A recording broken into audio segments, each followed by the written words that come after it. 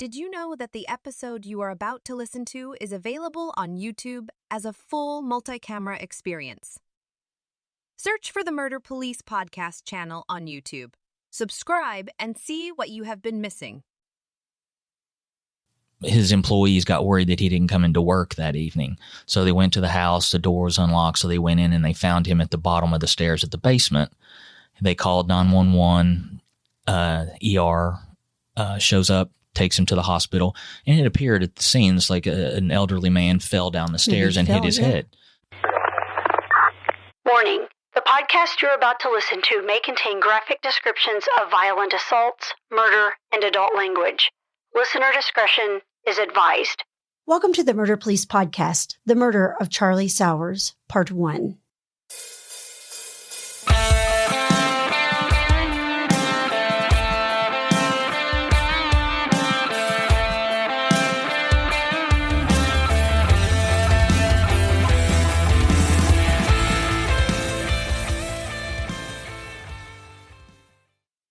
Welcome to the Murder Police Podcast. Today we will be discussing the 2009 murder of 71-year-old Charlie Sowers. We have with us Rob Wilson, who's been here 4 times before. Mm-hmm. Rob, how are you today? Doing very well, thank you.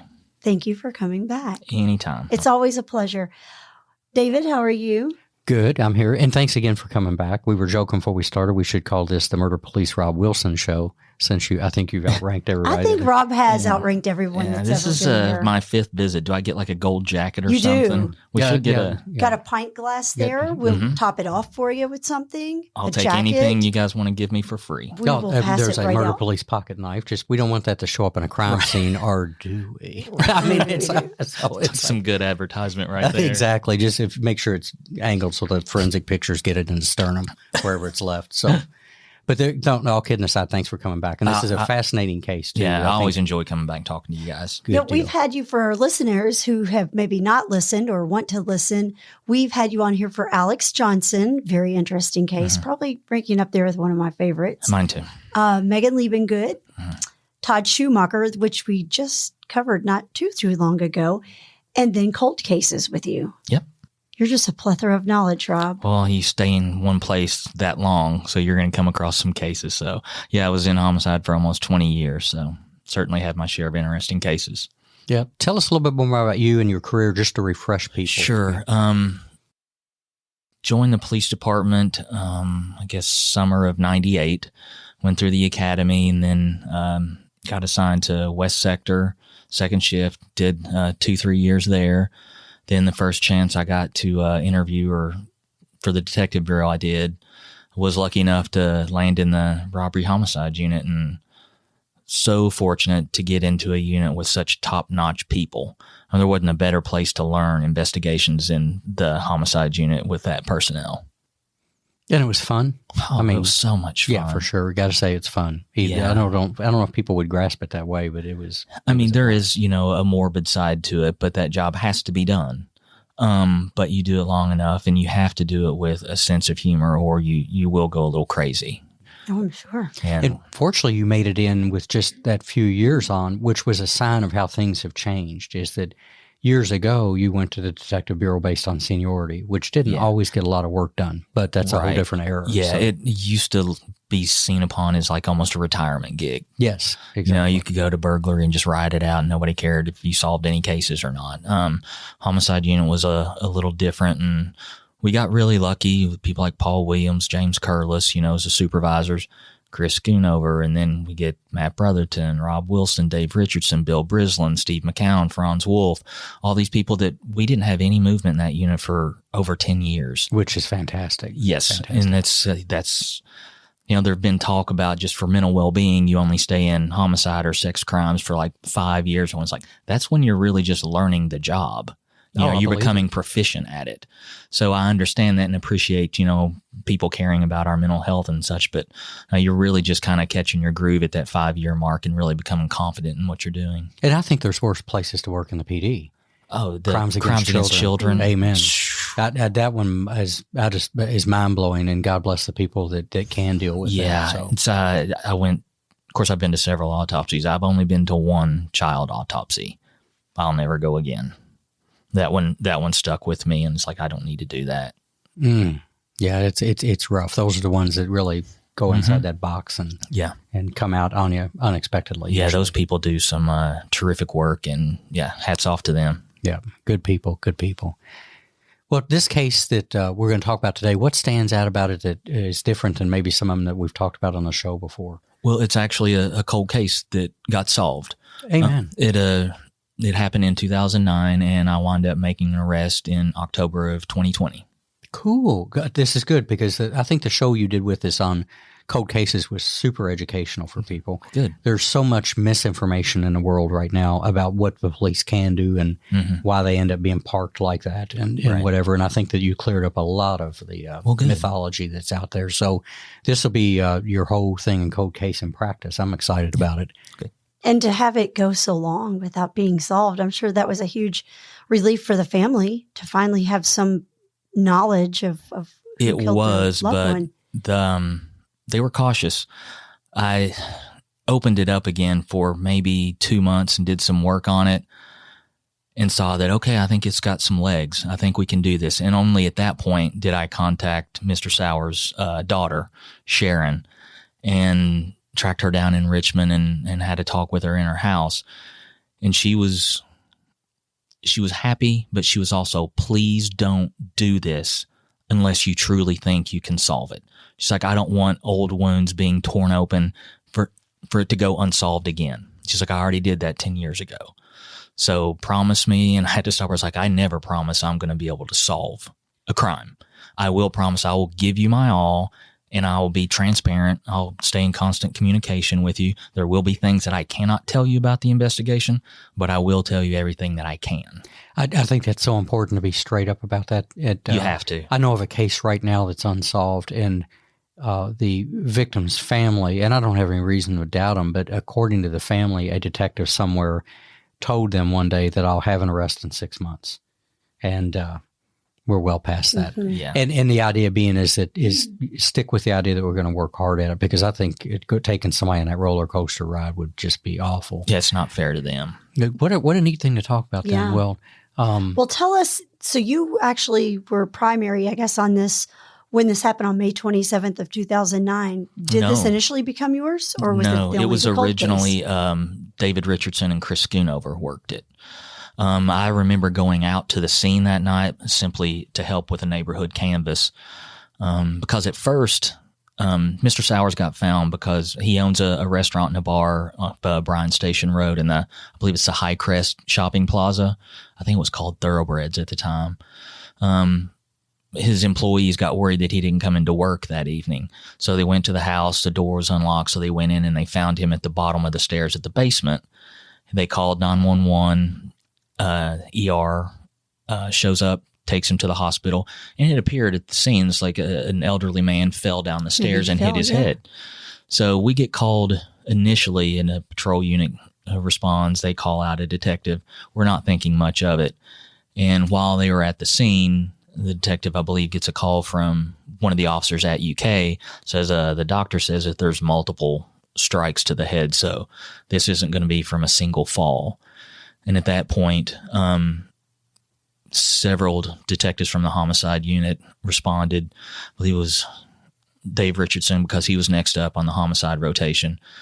Chris Schoonover was going to be his secondary. And then I think Bill Brislin, Steve McCown, and I showed up to assist with just a neighborhood canvass. Gotcha. What do we know about Charlie Sowers then? Quite the character. Everybody we talked to, like I say, he owned a couple of different businesses. And I think this is what probably got him in trouble. He didn't use credit, or he had a big wad of cash on him all the time. Liked to show it, he'd pay beer vendors, employees in cash, so everybody would see that he had a stack of money. But again, kind of a rough and tumble guy, kept his bar in check. He didn't have a bouncer. He just kind of did it himself. But really had a reputation as just a big, lovable guy that liked his businesses. He liked the horses and, sports, but just really enjoyed being at his bar, and didn't find many people that had anything bad to say about him other than, he'd flash that cash, and they were always afraid, especially in the business, that someone would come in, and try to rob him. It wouldn't be the first time. Correct. Wouldn't be the first time. Sounds like a nice So on guy. this night, you didn't end up initially working this whole thing. So I No. guess take us up to when you got involved. Well, let's go back a little bit. What do you know about what happened? Do you know anything about what they tried back in 2009? Were you close enough to them when they were working on it, just to see if we have any gaps that we can fill? I had for people out there listening, the homicide unit is actually a fairly small room. We had like 10 detectives at the time. So while you're working on your cases, you're listening to other detectives talk about theirs. Like I say, I just went out there that night to assist with the neighborhood canvass, and I wasn't going to be involved in the case whatsoever. But I was hearing what Dave and Chris were doing, and it was one of those cases where you get a tip pretty soon of who the suspect or suspects might be, and then you start getting a couple more. And so Dave and Chris did their due diligence and was like looking into each suspect as being the individual that may or may not be responsible for the death of Mr. Sowers. So it was really your standard case. Just they never got quite enough.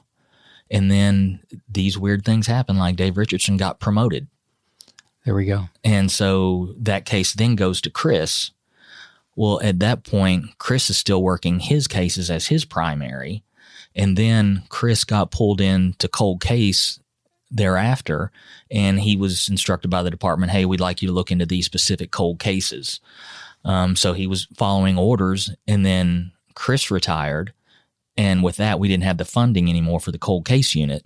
So really the case just sat there until Albert Johnson said he got approval to open up the cold case unit again, asked if I'd like to run it. And I jumped up with both hands in the air and said, absolutely. For sure. Yeah, and again, we talked about that when you did cold case, that so much depends on funding. Police departments are not the endless buffets of cash. Yeah. And homicide units in particular are limited to begin with. It's always been that way.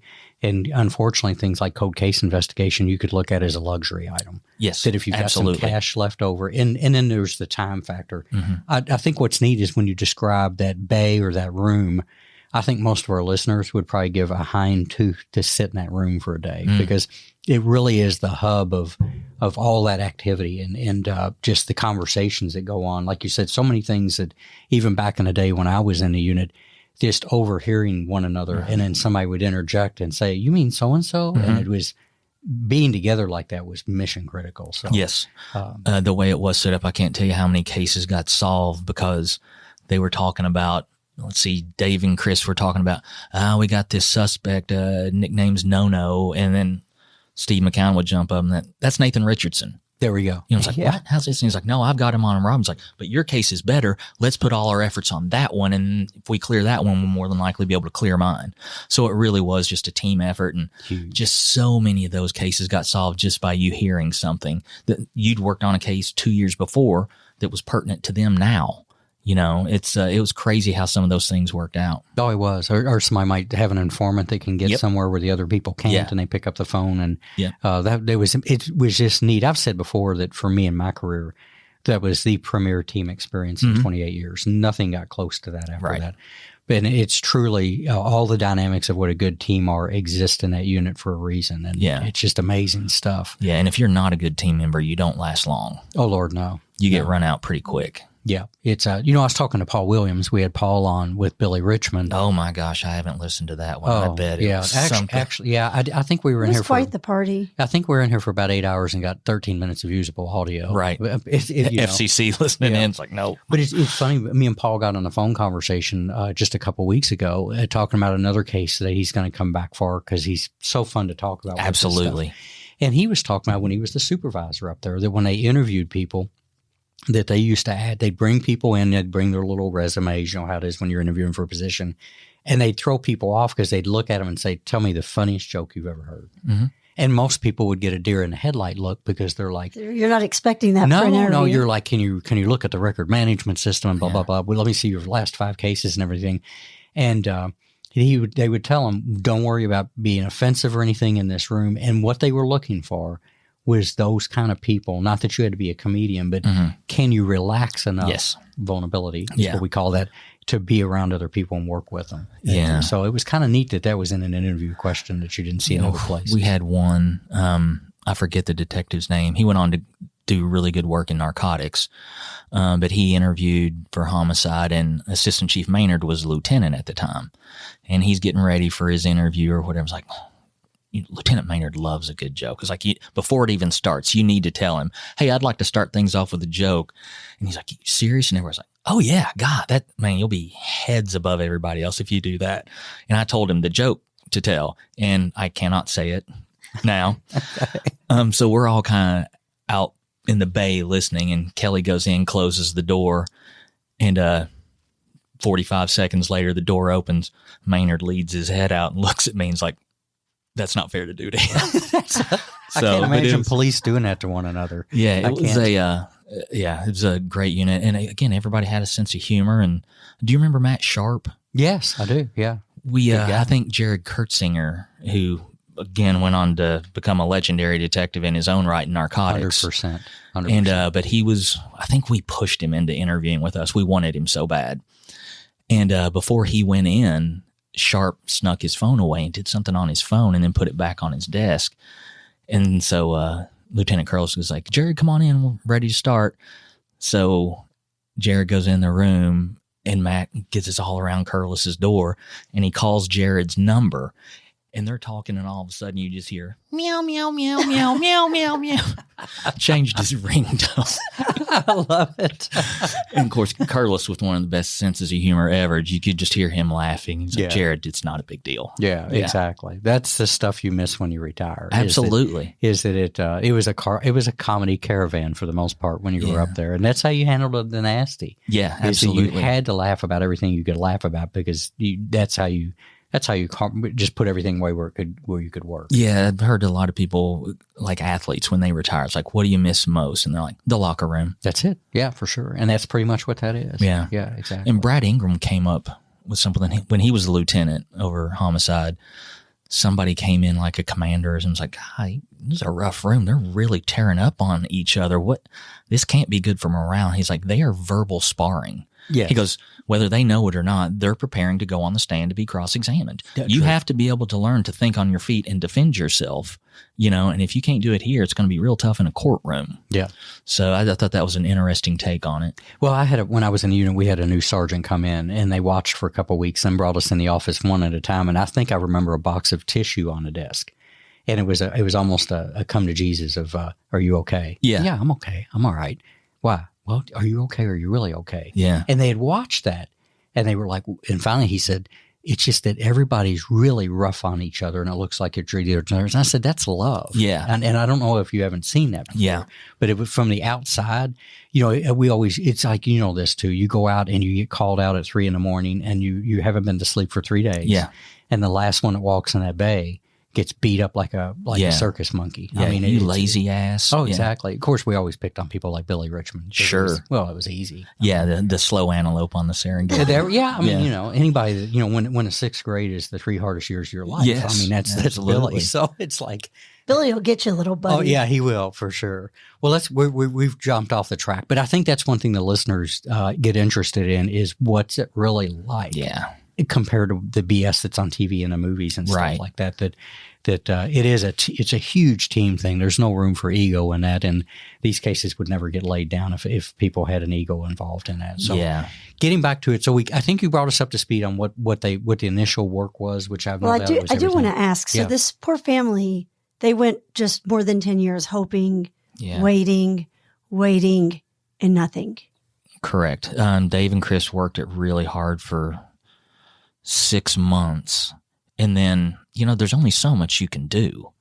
Thank you. And if Franz Wolf had this problem on his first couple of murders, he's like, Rob, am I missing anything? It's like, buddy, you're not. Yeah. It's like, I've been with you every step of the way. He was brand new. I was like, there's not anything you haven't done that I could pick up and say, oh, you haven't tried this. It's like, sometimes you have to put it on the shelf for just a bit and just kind of maybe pull it down in a month and look at it again with fresh eyes. It's like, sometimes, Franz, it just takes the phone to ring. You'll get a call one day and it will unravel so fast you won't believe it. That's important, again, for victims' families to know. Yeah. Because another one of the things that's out there in the mythology is nobody's working on the case. Now, Right. Now let's be honest, you could have a detective somewhere that's a lazy Sure. sloth. They exist. Yeah, they exist. They're outliers. You could have that. But the idea is that at some point they do get to a place for in the moment they're terminated based on the fact that nothing's new. Yeah. And that's with everything. Yeah. Working on it doesn't mean going back and redoing everything unless there's a reason to redo it or if it's Right. going to Because you have other cases. That's it. Yeah. And before a situation like that, if I worked one for 3-4 months and just like, I'm at the end of the road, I would call the unit in and give them a complete rundown of the case, what I've done, and ask if there's anything more to do. And surely there will always be an idea or two. But when you get to that point where you've got 10 experienced investigators go, I can't think of anything right now. And you're back to the phone ringing. Yes. Or somebody coming into headquarters. Yep. I mean, how many times has that happened where it just happens? Yeah. Where the phone rings or you get a message or you get a phone call to go down and meet somebody at the front counter. Yeah. And we've all had that. And all of a sudden they hand you a case, which is a miraculous thing to have. Yeah. Well, that's exactly what happened to Franz on that case. It went unsolved for 8 months and he got a phone call one day, I think at noon, and he had the guy in custody by 5 o'clock that afternoon. Sometimes it just happens that quick, and all you need, James Curlis always says, like it's tough to rip up a sweater, but if you can find a loose end, all it takes is That one pulling little it, and the thread. whole thing comes apart. Yeah. And that's exactly the way it is. I've talked to Franz at Brad Ingram's retirement party. We're going to try to get Franz on. He'd be fantastic He would. on it. He's like a little cherub. Yep. It's like in a church or something. He's just a neat guy. Guy. Great storyteller. Yeah, big time. Well, So back to this. So in between, I know this murder happened in May of 2009. You made an arrest in October of 2020. So at what point did this start unraveling for you that you thought, I've got something? How did that happen? Well, really, it was a call from Dave Richardson, the original detective. And he's like, hey, I heard they opened up cold case. He's like, I really think Charlie Sowers is solvable. He's like, do me a favor and pick it up and look at it. Read through it a couple of times, and Dave did great work. Sometimes so at that point, it had been 10 years. So I'm like, let's start re-interviewing some of the people that Dave interviewed because it's been 10 years and we believed suspect, knew victim and all this stuff and several friends. So maybe somebody broke up with their girlfriend and now they're ready to talk, stuff like that. So just really wound up re-interviewing people, and one interview with Tanya Joyner, I talked to her and she's like, yeah, talked to Tony McQueen, and she said that she was with, Hey, there's more to the story, so go download the next episode like the true crime fan that you are. The Murder Police podcast is hosted by Wendy and David Lyons and was created to honor the lives of crime victims, so their names are never forgotten. It is produced, recorded, and edited by David Lyons. The Murder Police podcast can be found on your favorite Apple or Android podcast platform, as well as at murderpolicepodcast.com, where you will find show notes, transcripts, information about our presenters, and a link to the official Murder Police Podcast merch store, where you can purchase a huge variety of Murder Police Podcast swag. We are also on Facebook, Instagram, and YouTube, which is closed caption for those that are hearing impaired. Just search for the Murder Police Podcast and you will find us. If you have enjoyed this podcast, please subscribe for more and give us 5 stars and a written review on Apple Podcasts or wherever you download your podcasts. Make sure you set your player to automatically download new episodes so you get the new ones as soon as they drop. And please tell your friends. Lock it down, Judy.